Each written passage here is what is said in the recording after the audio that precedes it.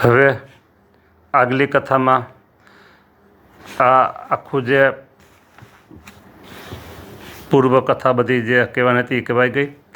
હવે ખગોળ ભૂગોળનું વચનામૃત અહીંયાથી આપણે સ્ટાર્ટ કરીશું. શ્રીમદ ભાગવત આદિ સદગ્રંથોને વિશે લખ્યું છે. ભરતખંડમાં મનુષ્યનો જન્મ એટલે કે મનુષ્યનો દેહ પામવો તે અતિ દુર્લભ છે.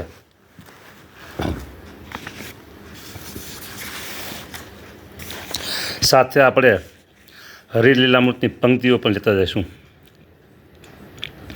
ભક્તિ બાગે રહી ભક્તિ પુત્ર, પ્રભુ પોતે લખાયો એ પત્ર.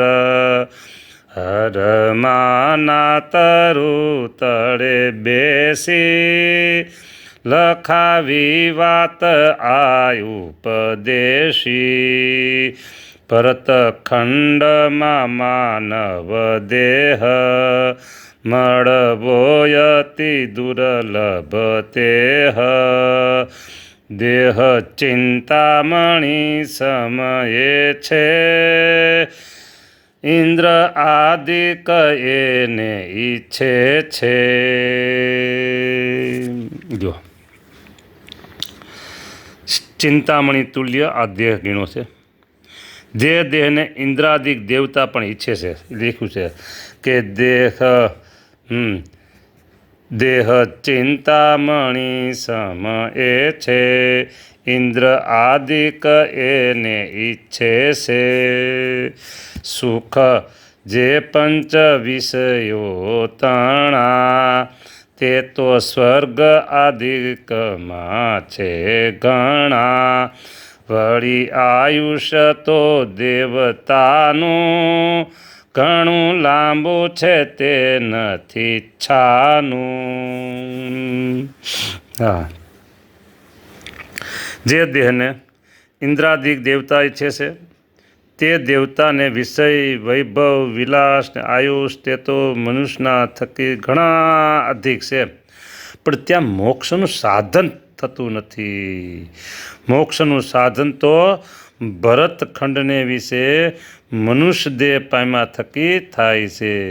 તે વિના બીજે કોઈ ઠેકાણે ને કોઈ દેહને વિશે થતું નથી. એ હેતુ માટે સર્વ દેશથી મૃત્યુલોકમાં ભરતખંડને વિશે મનુષ્યનો દેહ પામવો તે અધિક છે. તેને તુલ્ય બીજું કોઈ 14 લોકમાં સ્થાનક નથી. તે 14 લોકના નામ આ મૃત્યુલોક છે. હવે 14 લોકના નામની વાત આવે છે. આ મૃત્યુલોક છે, તેથી ઉર્ધ્વ એટલે ઉપર 6 લોક છે. તેમાં પ્રથમ આવે ભૂવરલોક, તેમાં મલિન દેવ રહે છે. તેથી ઉર્ધ્વ બીજો સ્વર્ગલોક છે, તેમાં ઇન્દ્રાદિક દેવ રહે છે.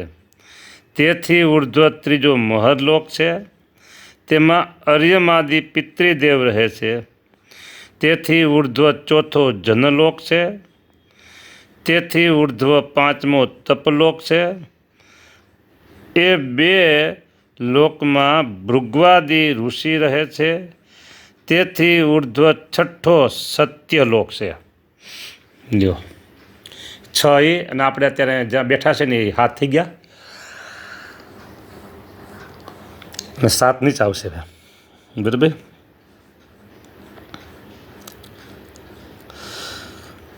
તેમાં બ્રહ્મા રહે છે સત્યલોકમાં. એ સત્યલોક સહિત 7 લોક છે. તે મૃત્યુલોકથી અધો જે હેઠા 7 લોક છે, તેમાં પ્રથમ તો અતલ આવે, બીજો વિતલ આવે, ત્રીજો સુતલ આવે, અને એ 3ને વિશે દૈત્યો રહે છે.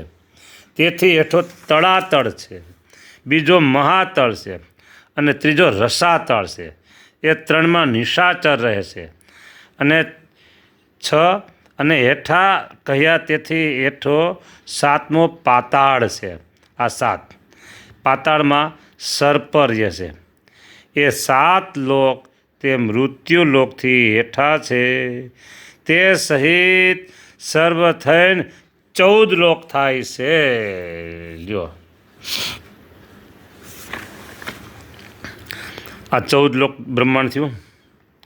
મૃત્યુલોક 14માં મૃત્યુલોક તે શ્રેષ્ઠ છે.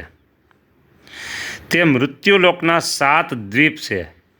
તે ચક્રાકાર છે ને તેને મધ્ય જંબુ દ્વીપ છે. તે 1,00,000 યોજનનો છે, 1,00,000 યોજનનો. તેને ફરતો ખારા જળનો સમુદ્ર છે. 1,00,000 યોજનનો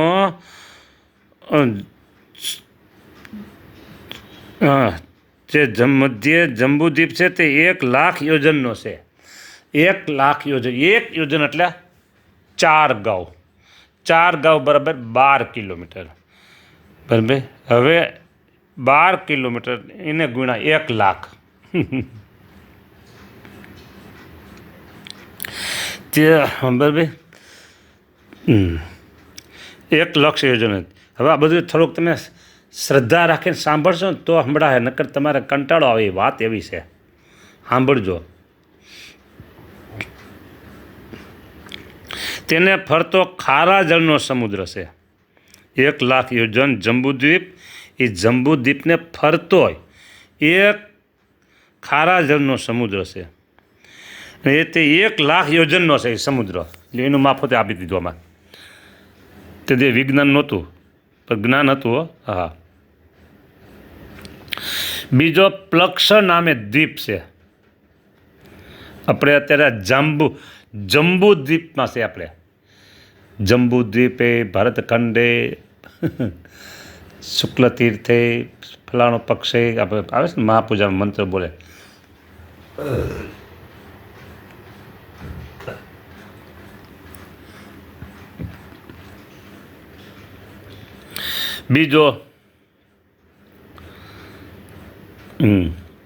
બીજો પ્લક્ષ નામે દ્વીપ છે. તે 2,00,000 યોજનનો છે. તેને ફરતો સમુદ્ર તે પણ 2,00,000 યોજનનો છે. અને તે સમુદ્રનું જળ કેવું છે તો ઈક્ષુ કે એટલે શેરડીના રસ જેવો. હો, અહીંયા શીશોડો લીધો અમે શેરડીનો રસ કાઢવા. શેરડીનો રસ કાઢવા શીશોડો લીધો, શેરડી બંધ થઈ ગઈ. તો શેરડી ક્યાં કાઢવી? એ મશીન તો લીધું પણ શેરડી રસ તો શેરડી ક્યાંથી કાઢવી? પહેલાં શેરડી બહુ આવતી હતી એટલે કીધું મશીન વસાવી. મશીન વસાવી તો શેરડી બંધ થઈ ગઈ. હા, પાઇપલાઇન ત્યાંથી અહીં ગોઠવી દીધી હોત ને બરાબર સીધી, તો સીધો નળ ચાલુ કરો ને શેરડીનો રહ નીકળ્યો. હા, બહાર રસો પણ પ્લક્ષ દ્વીપમાં જો અહીંયા પછી લાગવગ કરવી પડે ને ભાઈ પાઇપલાઇન તમે અમને આપશો, એ આપે ન આપી પાછું જોવું પડે. પ્લક્ષ નામે દ્વીપ છે. તે 2,00,000 યોજનનો છે. તેને ફરતો સમુદ્ર તે પણ 2,00,000 યોજનનો છે. તેનું જળ ઈક્ષુ જે શેરડીના રસ જેવું છે. ને તેથી ત્રીજો શાલ્મલી દ્વીપ છે. તે ફરતો છે. તે 4,00,000 યોજનનો છે. તેને ફરતો સમુદ્ર છે. તે 4,00,000 યોજનનો છે. તેનું જળ તે સુરા જે દારૂ જેવું છે. આ વાત બહુ નોવાન સાહેબ. દારૂડિયાને ખબર પડી જાય બરાબર, દારૂડિયાને ખબર પડી જાય તો રાતોરાત એ સુરંગ ખોદી અને સીધી પાઇપલાઇન ગોઠવી દો. હા, એ સમુદ્રમાંથી. પછી મારા હાલો કે ભેરા કરો બોટલો. હા, એ બહુ તમે જાહેર કરતા નહીં કે દારૂડિયા સાંભળી ન જવું જોઈએ આ વાતને. હા, 4,00,000 યોજનનો છે. તેનું જળ તે પર 4,00,000 યોજન જેવો સમુદ્ર છે, પણ એ સમુદ્ર દારૂનો છે. હા, એક ભાઈ મને કીધું એ કે વરસાદ થતો નથી ને તો આખા ગુજરાતને હરિયાળું બનાવી દો. વૃક્ષો એટલા વૃક્ષો વાવો, આખું વૃક્ષ બરાબર હરિયાળી જમીન થઈ જાય તો વરસાદ સારો થાય. વૃક્ષો થાય એટલા બધા ઝાડવા વાવવા ક્યાંથી વાવો? કોણ વાવે? શું કરું બધું? એ કે એક સ્કીમ એવી કોઈક જાહેર કરે, સરકાર કરે કે બીજા કોઈ કરે બરાબર, એક જ સ્કીમો આખું ગુજરાત ઝાડવાથી આમ રીલ કંજાર પ્રદેશ થઈ જાય. લીલોતરી છવાઈ જાય. કેવી સ્કીમ?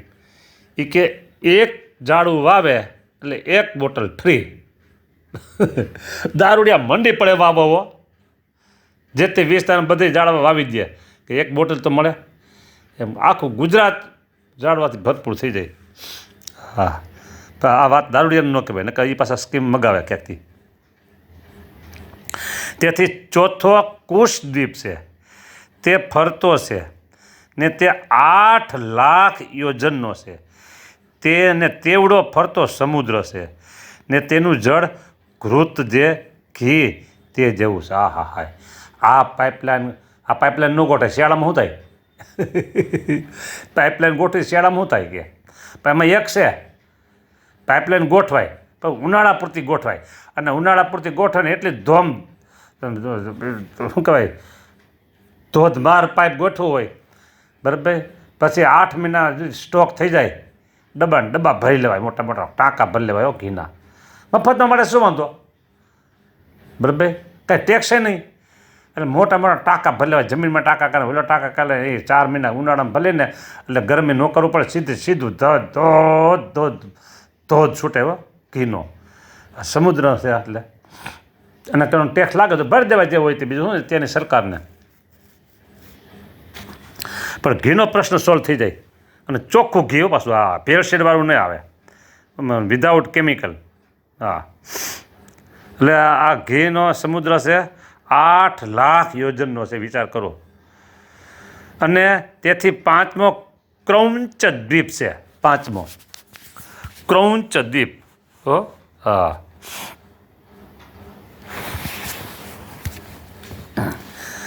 તે 16 લાખ યોજનનો છે અને તેવડો ફરતો 16 લાખ યોજનનો સમુદ્ર છે, અને તેનું જળ તે ક્ષીર જે દૂધ તે જેવું છે. હા હા હા હાય હો, અહીંયા દૂધના અત્યારે 60, 70 ને 80 લીટરના રૂપિયા બોલે.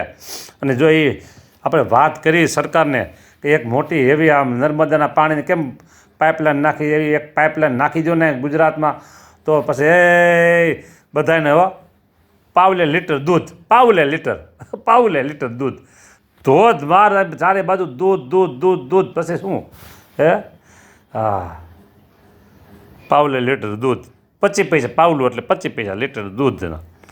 હા, પછી મારા વાલીડાઓ બધા વાપરા કરો દૂધ. હો, હા, દૂધ ગાયના કઢેલા કટોરો ભરી, એમ કઢિયલ દૂધના પછી દૂધ પાક બનાવો, કઢિયલ દૂધના એ ભગવાને થાળમાં એકદમ કઢે ઉકાળે ને આમ અંદર હળી ઊભી રહી જાય ને એવું દૂધ પછી બનાવાયો. હા, મફતમાં મળે પાવલે લીટર, એટલે પછી શું? તો પછી 1 લીટર જોતું હોય તો આપણે 60 રૂપિયા દેવા પડતા હોય, 50 રૂપિયા 45 જેવા હોય દેવા પડતા હોય, એને બદલે આપણે 50 લીટર દૂધ લઈ લઈએ. લ્યો, રૂપિયાનું 4 લીટર આવે, રૂપિયાનું 4 લીટર, બરાબર. તો 10 રૂપિયાનું 40 લીટર લ્યો, ઓલું તો 40 રૂપિયા 1 લીટર મળતું હોય.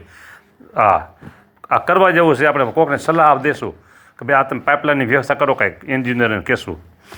હા, અને પાઇપલાઇનમાં ગોઠવવામાં કેટલો ખર્ચો થાય ગઈ.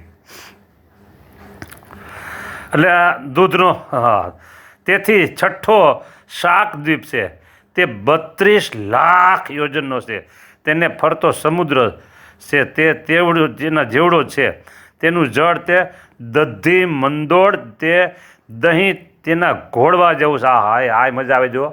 હા, છાશ કરવી ન પડે, સીધું ઘોળવું, પાણી નાખીને મણો પીવા.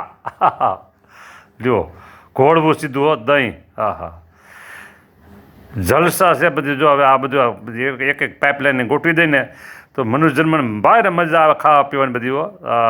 તેથી 7મો પુષ્કર દ્વીપ છે તે 64 લાખ યોજનનો છે, અને તેને ફરતો સમુદ્ર છે તે પણ 64 લાખ યોજનનો છે, અને તેનું જળ તે સુધા જેવું મીઠું છે. ઓહો, અમૃત જેવું. વાહ, હા, અમૃત જેવા અમથા પાણી દીનબંધુના દાન જોને. હા, ને એવી રીતે 7 દ્વીપ છે. બોલો, હવે અહીંયા આ 7 દ્વીપની જે વાત આવી, અને એ ટોપિક પૂરો થાય છે, ને સમય આપણે પણ પૂરો થવા આવ્યો છે. 15 મિનિટ તો થઈ ગઈ, એટલે હવે નેક્સ્ટ કથા આના પછી લેશું. અહીંયા આપણે કથાને વિરામ આપીએ છીએ. જય સ્વામિનારાયણ.